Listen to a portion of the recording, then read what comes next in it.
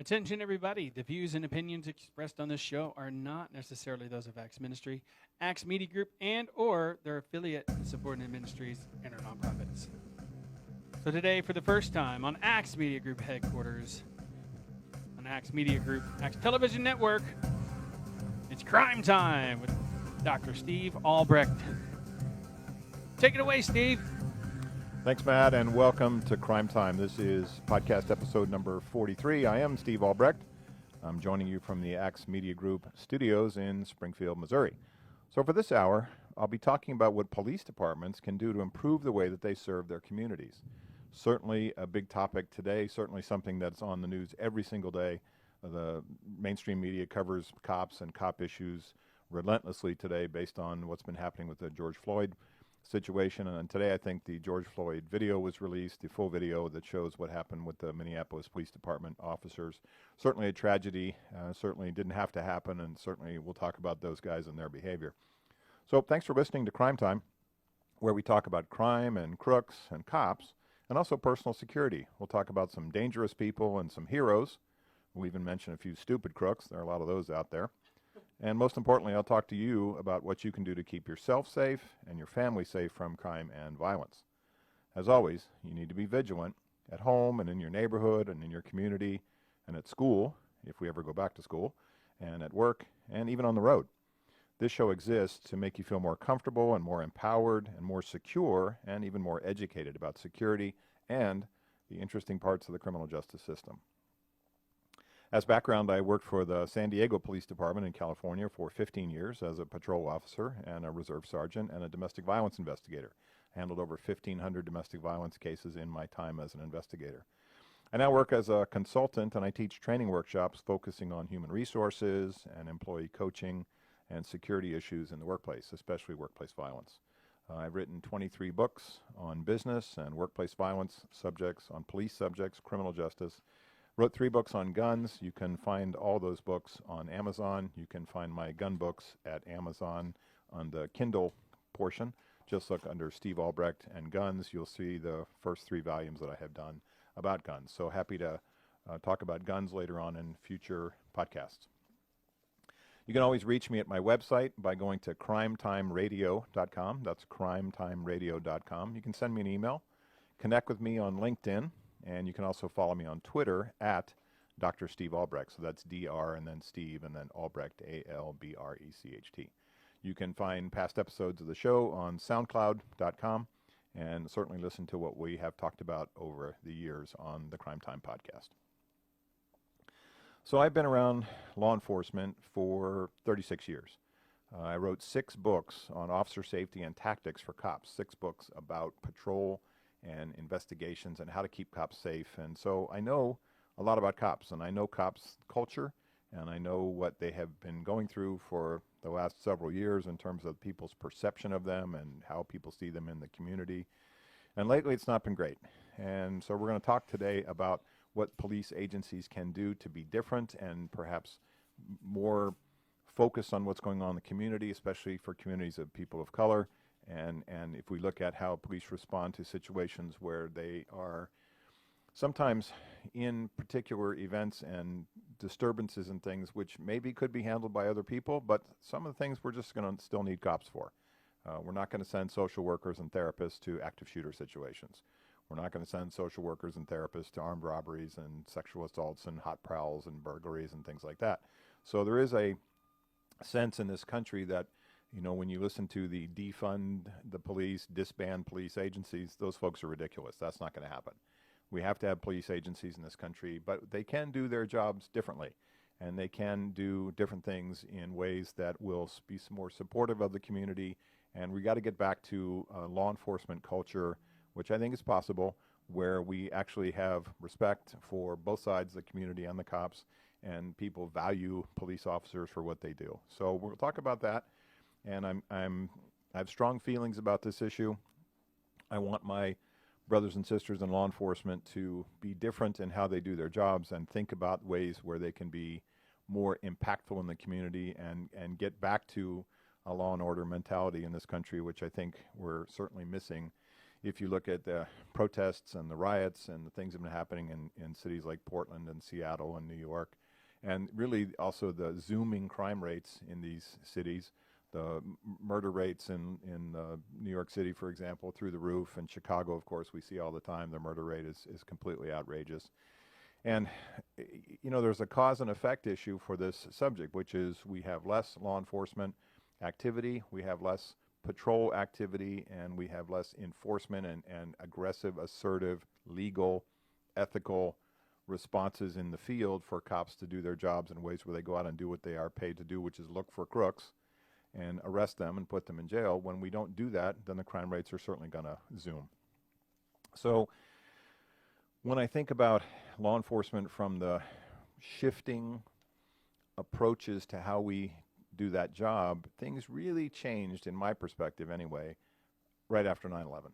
And we'll talk about sort of old school policing versus what's happening today, and especially for the younger guys and ladies that are in law enforcement, they came into a time span where things are a lot different than when I came on board in 1984.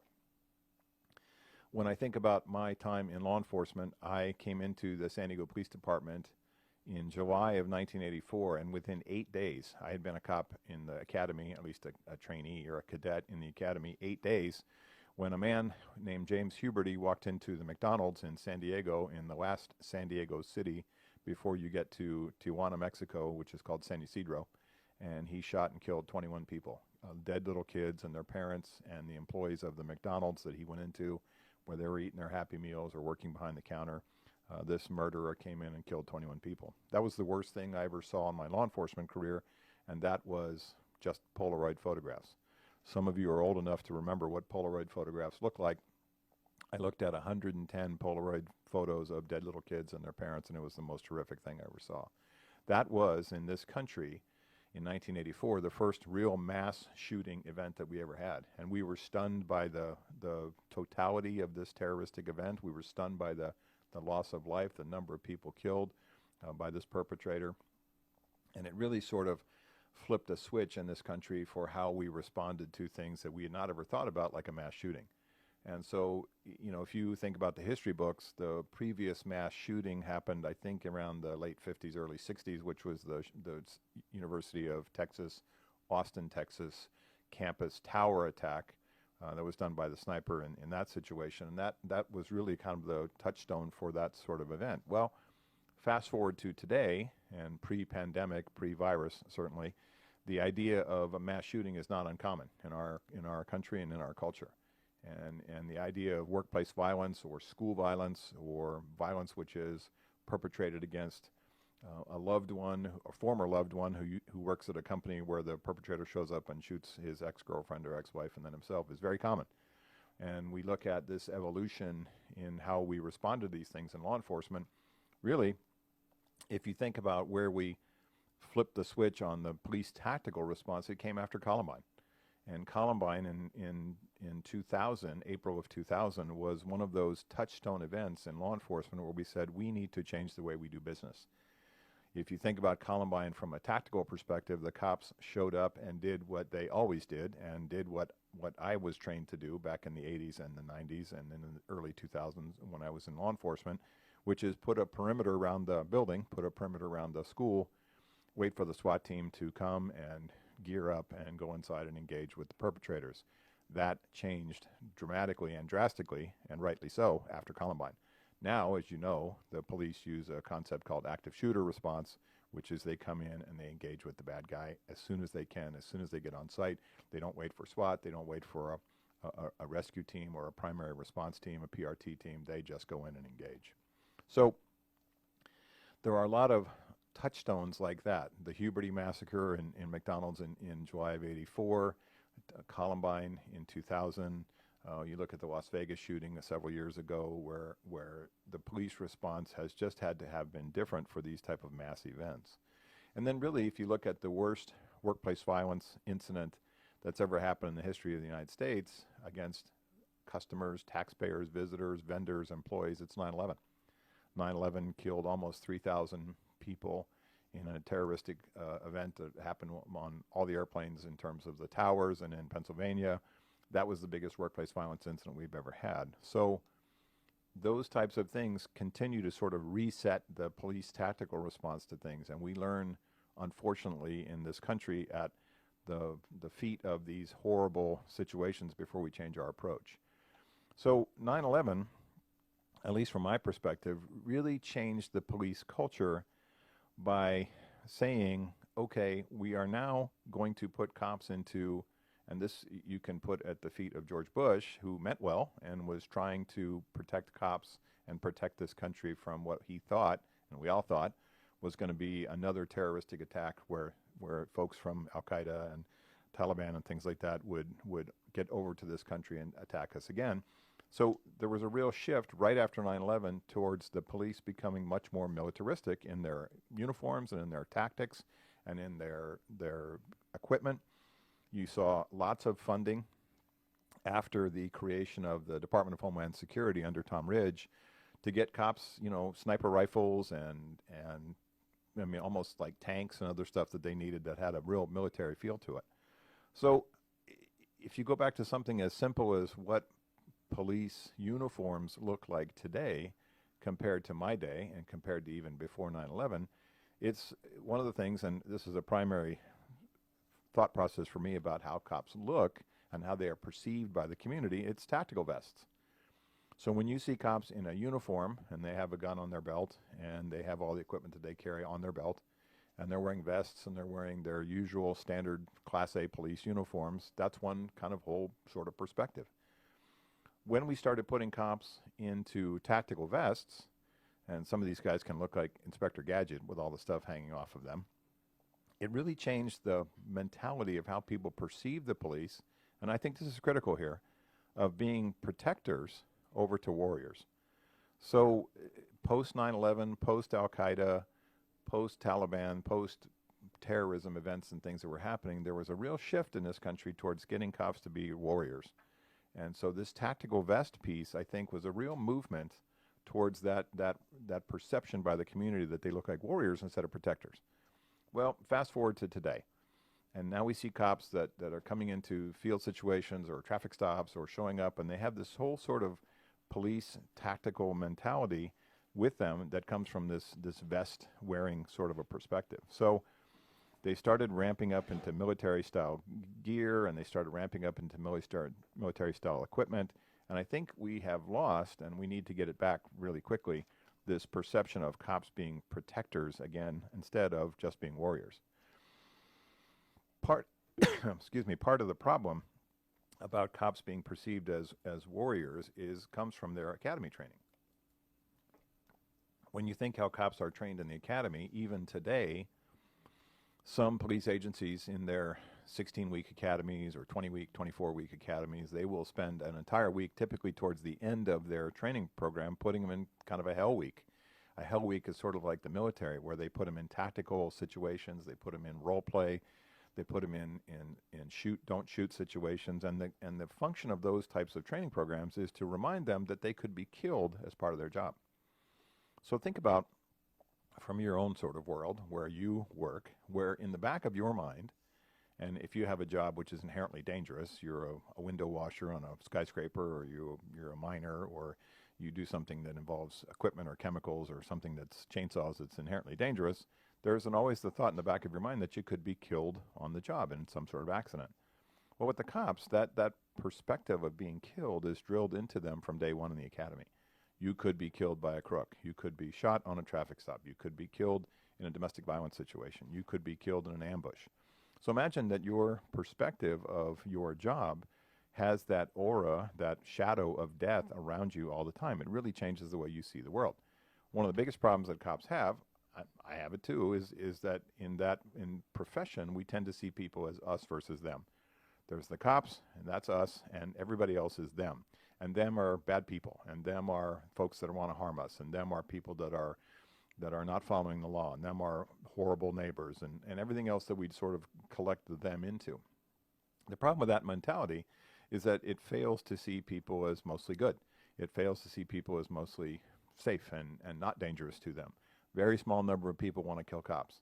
Unfortunately, that number is probably higher today because of all the unrest and protests, but for overall, the chances of cops being killed on the job is still about the same where it's always been, which is about 115 to 120 of them are killed each year on the job. Well, that sounds like a high number, and certainly it is for the loved ones of those officers and deputies and state troopers and things that are killed. But when you look at how cops are killed, 50% of their injuries or the way that they are murdered is from crooks with guns or knives. And then the other 50% tends to be in car accidents or motorcycle accidents or even plane or helicopter accidents. So if you look at the standard number, which usually does not change, it's never under 100, but it's usually less than 120 to 125 each year. Half of cops are killed by crooks and the other half are killed in accidents. So the idea that we sort of burn into their minds in the training environment, and especially when you leave the academy and you go into the field training environment, that you could be killed as part of your job, is a real mindset shift to people in that profession who are now fearful in every situation they go into, even though they are not allowed to be fearful. They're paid not to be fearful. They're paid to be brave. They're paid to be assertive. They're paid to be aggressive. They're paid to be tactical. But imagine in the back of your mind, the idea of your training has always started from day one that you could be killed in that job, and that really affects how you do the job. So part one for me is the idea that the police uniform has shifted so dramatically from being, a blue shirt, blue pants, or tan shirt, tan pants, or whatever they wear in your particular neighborhood of a uniform to back to this tactical vest is really a mindset shift. It's a mindset shift for the cops, and it's really the shift that has turned them over from being protectors over to warriors. And I think we need to go back to being protectors again. The community needs to see us as protectors. The other part related to that is we want cops to be safe. And can they go back to how they were wearing their uniforms typically before without wearing the tactical vest? And I think the answer is yes. There's a lot of things that cops carry around as gizmos and gadgets, and I think that's a problem when you think about their response to certain things if it is connected to some type of piece of equipment rather than using their biggest piece of equipment, which is their brains, their minds, their vocal cords, and their hands. If you look at law enforcement as a profession where we can talk people into handcuffs, we can talk people into safer situations, we can talk people out of doing dangerous things like committing suicide or harming themselves or harming other people, that's what cops really do well. So we need to get back to a mindset in law enforcement which is not so much about gizmos and tactical equipment and things that they use on people, but back to using their words and back to talking people into or out of certain situations, which cops do really well when they've had the training for it and the experience. One example of this is the evolution of the taser. Now the taser, if you have seen any kind of cop videos on TV or police videos or cops on Fox or Live PD or something like that, is an electronic sort of stun gun that cops use. There's a couple versions of it, and it's made by a company called Axon, which is famous for the taser. And you have a version which has a couple of prongs on it, and when you touch the guy with the prongs, it lights him up, and he typically is incapacitated, and he falls over. And so even the toughest guy, when given the prongs, gets zapped by that thing, ends up onto the deck. The second version, and the most common version of the taser, is the one that cops use that has wire barbs that come out. They shoot out one of them at a time. And these wire barbs stick to this person's clothing. And when you depress the trigger, it makes a complete circuit, and the person falls to the ground. So tasers have been around. When I was leaving law enforcement in 2000, we were just starting to issue tasers to all cops. And now it's pretty common for every cop on the planet to have a taser as part of his or her equipment. In my day, we had sergeants only that carried tasers, and it was called special equipment. So you used to have to call and say, could you have a sergeant with special equipment show up at this location? And the sergeant would show up with the taser. And it would take some time to get it out of the box and hook it up and then be able to use it on the bad guy, in which case usually lots of horrible things happened before the sergeant even got there. Taser, interestingly enough, was created by a physicist who saw a cow walking up by a fence and got zapped by it and said, why didn't the cow get electrocuted? And so he was a electrical engineer and a physicist, and he created the taser, which he made this acronym TASER, which was, he was a science fiction fan. And this taser acronym stands for Thomas A. Swift's Electric Rifle. Tom Swift was a cartoon character, so he called it Thomas A. Swift's Electric Rifle, or taser. So this use of the taser for law enforcement really shifted cops away from using their words to using the taser. And the problem with the taser is anytime somebody gave a cop a little lip, anytime somebody gave a cop a little negative feedback, out comes a taser, they light the guy up, he falls over. What this creates is a couple things. One, sometimes the taser doesn't work, especially on maniacs and mentally ill people and people really high on drugs and alcohol. Sometimes it doesn't always work. But what it really creates is a liability issue where people get tased, they fall forward to hit their head on the concrete, cops end up getting sued. So my perception of the taser is a tool, not the tool. And when you look at cops who are quick to use it and light people up a lot with it, zap, the guy gives them a little sass, a little mouth, they end up hitting them with the taser, these guys fall forward and injure themselves, we end up getting sued in law enforcement for the liability that's created to that. The taser was really invented back in the day, in the time span where it started to be most popular, during the time when people used a lot of PCP. And PCP folks were really jacked up and quite outrageous in their behavior. You'd see them running naked through the streets and climbing telephone poles and punching glass with their faces and hands and things like that, and just acting like maniacs. So the response to PCP users in the old police days was a gentle smothering of police bodies on top of them until they stopped wiggling around. And that usually meant 4 or 5 cops at least trying to take an arm or a leg and get this guy pinned down until they could get him handcuffed and take him to a hospital to detox them. The arrival of the taser really changed all that. Now, one of the difficulties of the taser is it doesn't work really great on naked people, and PCP users used to like to get naked all the time because their body temperature was always being elevated. So now we have a tool for law enforcement which can be overused.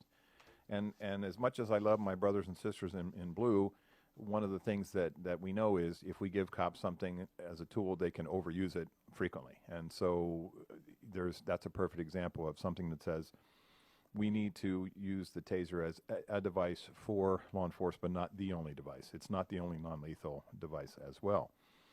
So I like the idea that cops use the taser as kind of a last resort. It's not a device which typically causes fatal injuries unless the person hits their head hard enough to be killed. That's pretty rare.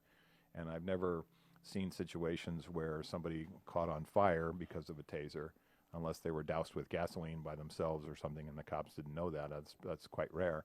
But the other part is that cops need to go back to using their words and using physical strength and putting hands on people instead of just tasers. So then we look at sort of what are the other tools on the cops' tool belt, and one of them is pepper spray. And so now pepper spray, as a part of the response to the riots in Portland and Seattle and New York and D.C. and places like that, is now getting criticized by city government and by city leaders and by Black Lives Matter and Antifa and such as being a cruel device. Well, pepper spray burns, no question about it. I used to teach a pepper spray training program for park rangers and lifeguards and utilities people and folks that work in kind of enforcement jobs like building code inspectors and things like that. And I've taught pepper spray for years. Part of my training to be a pepper spray instructor, the 8-hour program I took is, obviously testing and display, but you also have to get sprayed. And I've been sprayed a bunch of times in the training environment. I've been sprayed so many times with pepper spray, actually now put it on my eggs. It's pretty tasty. When you think about pepper spray, it doesn't blind people permanently. Doesn't burn them permanently. It stings, and it's no fun. They talk about something called Scoville units, and that's what makes it so hot. You're talking about like 1 million Scoville units, something like, ghost peppers, Asian ghost peppers times 1,000.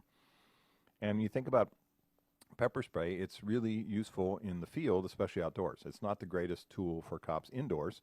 It contaminates the room, and you wouldn't use it in a hospital, and you wouldn't use it in a very small space, but outside it's really effective. When you think about pepper spray for your own self, you can get it, unlike in the old days where you had to have a license or a permit or you had to have permission by the state or something like that to possess it. Now it's everywhere.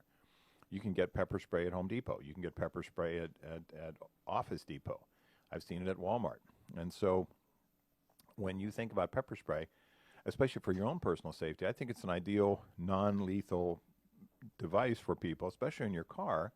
Let's say some homeless gentleman comes up and tries to pull down your window or tries to grab you, or somebody who's mentally ill comes in and accosts you in the car, give them a dose of pepper spray is a useful thing to do before you drive away, because it's non-lethal, it's not going to kill them, and it says this is no fight here. If you can't see me and you can't breathe very well, the fight's over. But I think about pepper spray, that the kind that you can buy at the store, it's typically not that strong. Get some good stuff that you would get at a sporting goods store, like a Bass Pro Shop or a Cabela's or something like that. Don't get the stuff that you get at Office Depot or at Walmart. When you get pepper spray, you need to test it on yourself. I'm not saying you spray yourself in the eyeballs, but put a little bit on your fingertip, wipe it under your eye, and note its effects. See how it feels to you. What we know from pepper spray is that cops and citizens, if they get a little backsplash onto their faces, they can still survive. You can still run away. You can still back away. You can still get out of the situation. You can still drive off, hopefully, as best as you can. The antidote for you is baby shampoo plus a little bit of water, and dilute the baby shampoo and spray it on yourself to get that stuff off of your face. So there's a whole protocol for cops on how they use pepper spray, and I think we don't, and most of the time police think about it in terms of mob and riot and big sort of protest situations. I think pepper spray needs to come back into the police arsenal as a tool for them to use, just like the taser. It's not perfect in every situation, but it could be very useful in some situations where the crook in that particular situation, who is not typically armed with a firearm or a knife, needs a face full to stop him from fighting with the police at the situation. If you have pepper spray and you carry it in your car, that's fine. I always tell ladies and folks like my daughter and things like that they need to have pepper spray in their hand when they are walking from point A to point B, not in, especially ladies for you, not on the bottom of your purse. So it's really tough to say, hold on, bad guy, rummage, stand by, right, while you find your pepper spray. It needs to be in your hand. So the process is you draw it from wherever you are holding it, you shake it to mix the chemicals, you aim it at the bad guy or bad woman, and you put your hand in front. Don't spray the back of your hand. You have your hand up in a defensive posture. You warn the person, back off, stay away from here, I'm going to pepper spray you, or I'm going to spray you, then you spray him and you leave. The new stuff out there that I have seen has dye in it, purple dye. So you say to the police say to you, of all these guys we grabbed up here, which of these purple-faced jerks is the one that tried to grab your purse? And you say the first purple-faced jerk over there is the one that did it. So I like pepper spray a lot. I think cops need to go back to that. Next, if you look at things that are on the police tool belt, it's the baton. In days of old, and from the 1800s in New York City with the arrival of the first PDs, like in Boston and New York and things like that, D.C., cops carried straight sticks. And I was trained in my day with a straight stick wooden baton. Right before, in '84, I got out of the academy, they sent me to PR-24 school. And PR-24 was a side handle baton. It was made of polycarbonate, and it was a side handle baton. It had a grip, and it was designed on basically a martial arts type of device. If you think about the Rodney King situation where he was attacked and assaulted by the LAPD officers who hit him too many times with their batons, they were using PR-24s. You need discretion when you use that device. You need training when you use that device. It is not designed to hit people in the head or other things like that, which can cause lethal injuries. It is a specific tool for joints like knees and shoulders and rib cages and things like that. It's also used to push people back in certain mob and riot situations. Well, most police agencies have moved away from the PR-24, the side handle baton. We went from the straight stick, which is typically a mahogany or a hickory piece of stick, which had oftentimes a lanyard on it the cops carried in their belts. That was sort of the constable officer-friendly model that we saw back in the East Coast in the early days. And then we went from the straight stick to the PR-24. Then we switched over to something called the ASP, or the ASP expandable baton. And the expandable baton sort of would get down to about the size of a bottle of water that you could carry on your belt. And you would pull it, and it would expand, and then you would use that stick to protect yourself or to stop an attacker. One of the problems with the expandable baton, it didn't work as well as the straight stick, and it didn't work as well as a PR-24. It's too light. It's too whippy. Most officers have not had enough training with it, and as a result, they're not very good with it, and it doesn't scare bad guys like a straight stick used to scare bad guys. when we think about the police perception today, when you think about the police, how the police are being portrayed in the media and how these hate groups and things look at the police, the stick, the law enforcement baton, which has been around for 150 years, is perceived as a racist tool, something that, you know, head-beating cops used in the 60s and the 70s. Certainly the Rodney King beating did not help the perception of the stick as a useful tool because it was used inappropriately in that situation in 1991. But the device as a overall tool, like pepper spray, has fallen out of use. And so it's not one of those devices that cops use. Most cops don't have a straight stick. Most cops don't have a PR-24. Most cops don't have very much training with the ASP the ASP expandable baton that they've been given. So as a result, they don't use it. So when you look at the things on the police tool belt, it's firearm, it's extra magazines for the firearm, it's taser, and then everything else sort of trails on after that. When I think about where the police are in the concept of protecting themselves and the public and other officers from being attacked in terms of using defensive tactics, I don't think we've had way enough training for cops, especially in the academy environment, for defensive tactics. The good news is that cops have been trained in the academy environment for defensive tactics pretty effectively. But the problem is once they come out and they go into the field and they start their careers, they don't get much training. They don't get much refresher training. Sometimes they go back when they're in their probation employment periods, they'll go back once a month for training or every 3 months. But once they get out into full law enforcement work, they don't typically have a lot of defensive tactics refreshers. I mean, I know that law enforcement agencies in this country don't, because of cost and budget and manpower issues and shortages of personnel, don't have much firearms training after the academy. They may have to qualify once a year. And I've seen agencies where people in law enforcement only shoot one time a year, which is at their qualification, which is ridiculous. They should be training all the time with their firearms for accuracy and for safety and for all the usual reasons. So this idea that they don't get a lot of defensive tactics training after they leave the academy goes back to, okay, well, if I don't have a lot of tools on my tool belt in terms of physical control and using jiu-jitsu and things like that, which would be useful in certain situations, especially when the bad guy and the cops end up on the ground, then they go back to the taser, and then we're back to where we were in sort of square one. One of the other issues that's come out from law enforcement, especially after the George Floyd tragedy, was the use of what they would call chokeholds. And this is an important semantic difference here.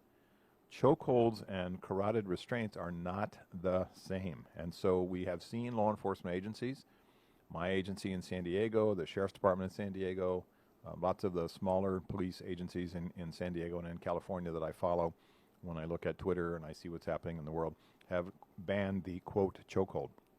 This is a fiction that was created by the news media to suggest that both of the carotid restraint and the chokehold are the same. It is not. And so to be perfectly scientifically, medically accurate, a chokehold is where someone puts the bone of their forearm across somebody's windpipe. The function of that is to stop them from breathing so that they can be overwhelmed and arrested.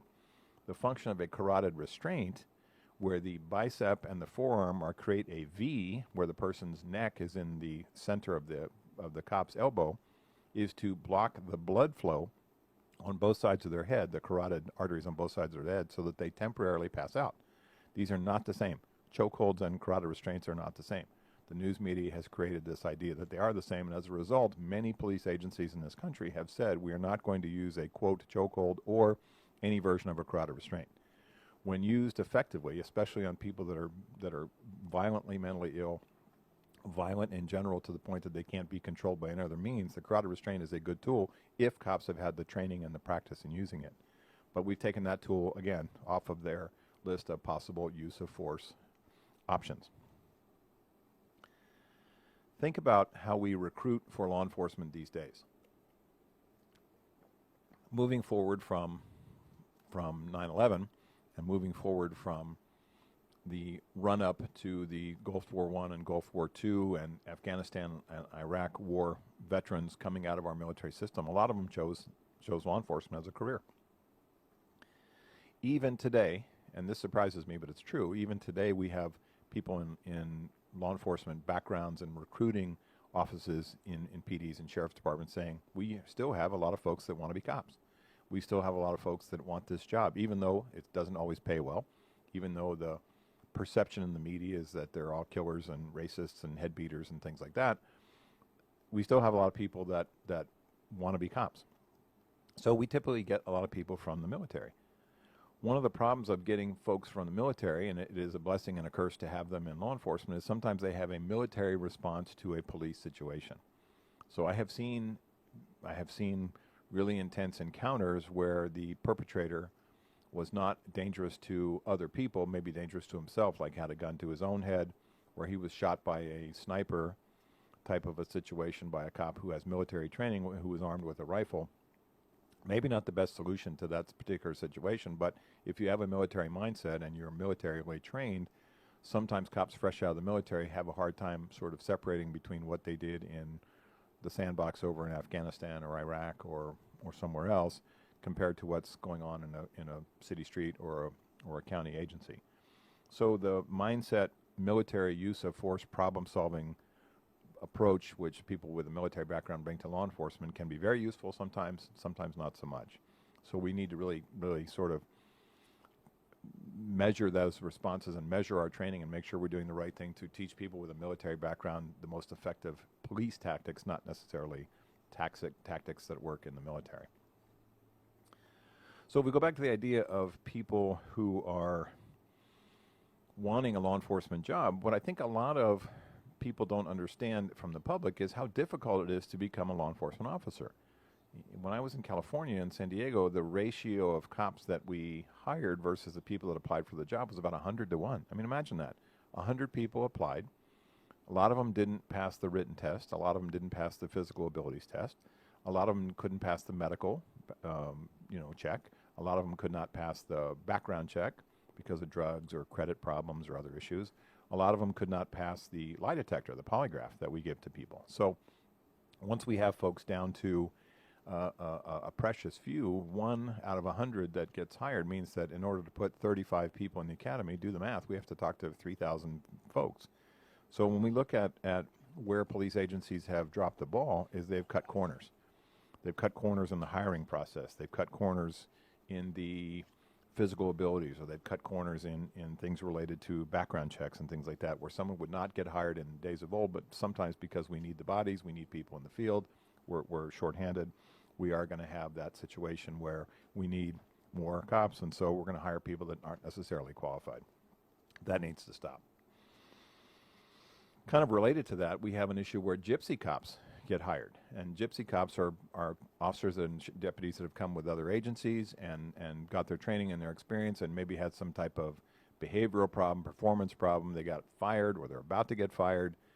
They got disciplined. They were perceived by the courts as being liars on the witness stand, things like that. They end up leaving one agency and going to another. They have a checkered background. They get hired anyway. So we look at cops that sort of bounce from agency to agency to agency. They go from place to place to place.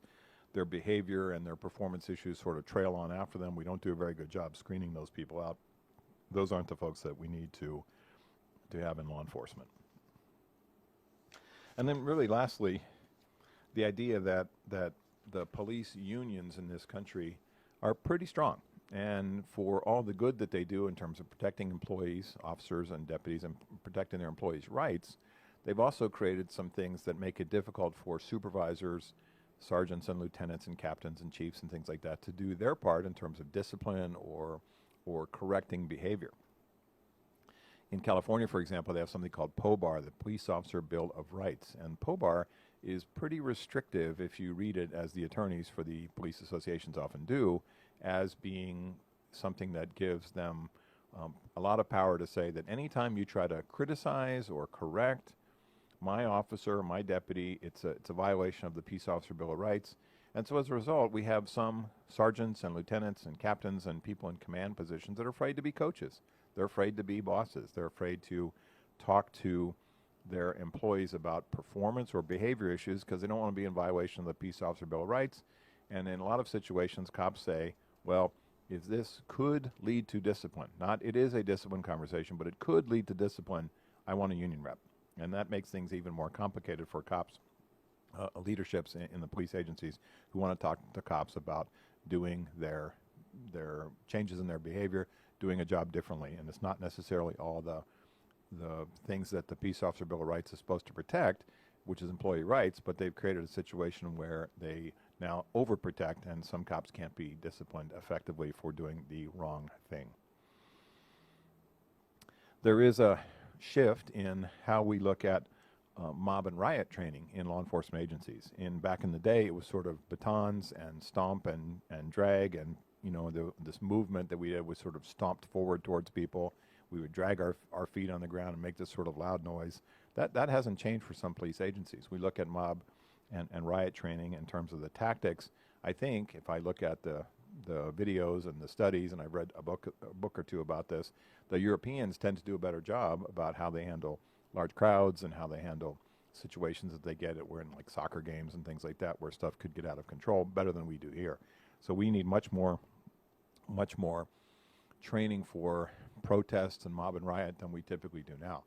One of the things that we usually see in those situations is that law enforcement is using mutual aid, which means they get help from other police agencies. And so a smaller agency that has 6 or 8 or 10 cops may go connect to a larger agency that has 150 cops, and they connect to a larger agency that has 2,000 cops, and they're all typically not trained in the same mob and riot approach, and so there's a lot of confusion as to what to do. So when we look at I guess my biggest thought process in this discussion here is, will we look at cops moving, and I hope this happens, shifting back to be protectors of our community, shifting back to be the protectors of our cities and our counties, shifting back from being protectors as opposed to being warriors as we look at going forward in the rest of 2020. Time for Crime Time's Stupidest Crook of the Week. This is one of my favorite parts of the show. It's time for our Stupidest Crook of the Week, where I get to talk about some of our dumbest criminals who managed to get themselves arrested based on their monumental stupidity. So, dateline would be here: Santa Rosa County, Florida. 2 men were arrested in Santa Rosa County, Florida, after law enforcement officers said they found illegal drugs in a bag labeled, quote, bag full of drugs. The men were pulled over by a state trooper for allegedly driving 25 miles over the speed limit. Word to the wise there: if you're going to smuggle drugs in any state, including Florida or Missouri, don't drive 25 miles over the speed limit. So let's say the speed limit in a lot of places I've been to in Florida is 75. These cats are going 100 miles an hour. Santa Rosa Sheriff's Canine deputies recently assisted the Florida Highway Patrol on a traffic stop on Interstate 10, where a large amount of narcotics were discovered. The bags were labeled bag full of drugs, and as the Sheriff's Department said on their Facebook post, our canines can read.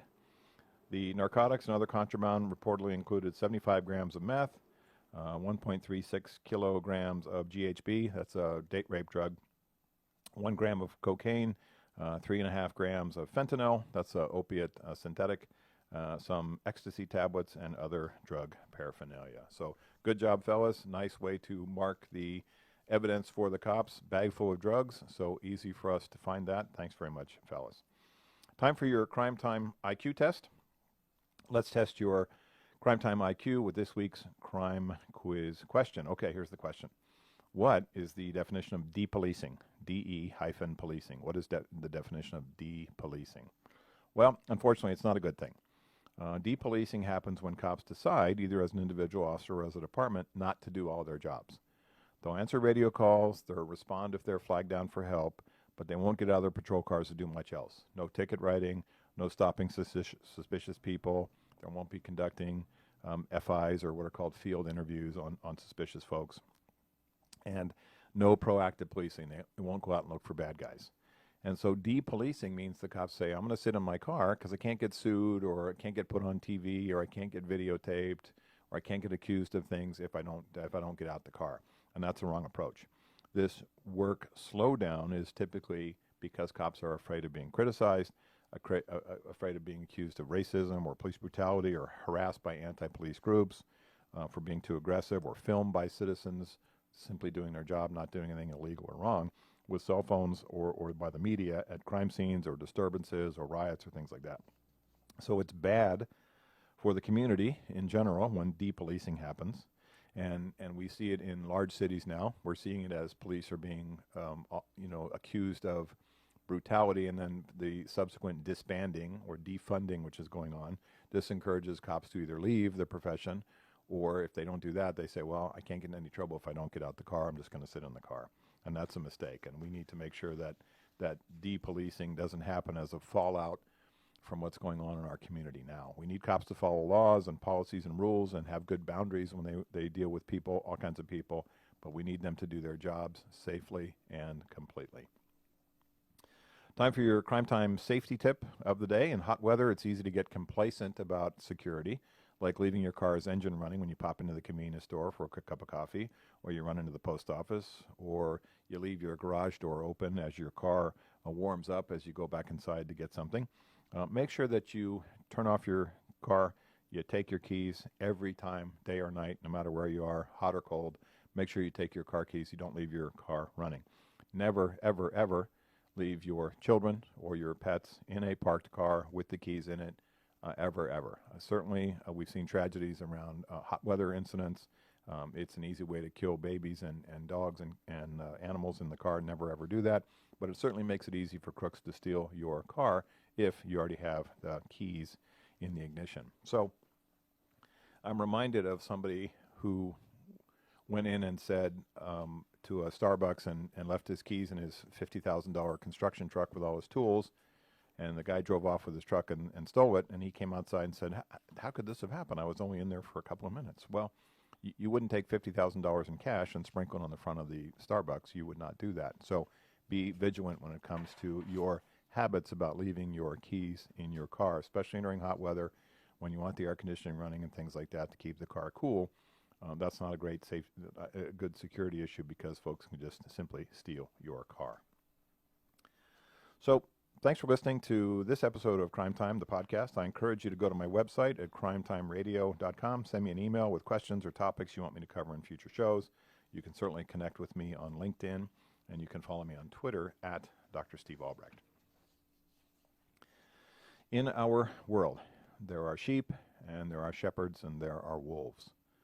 Too many people these days are sheep, and too few people are shepherds.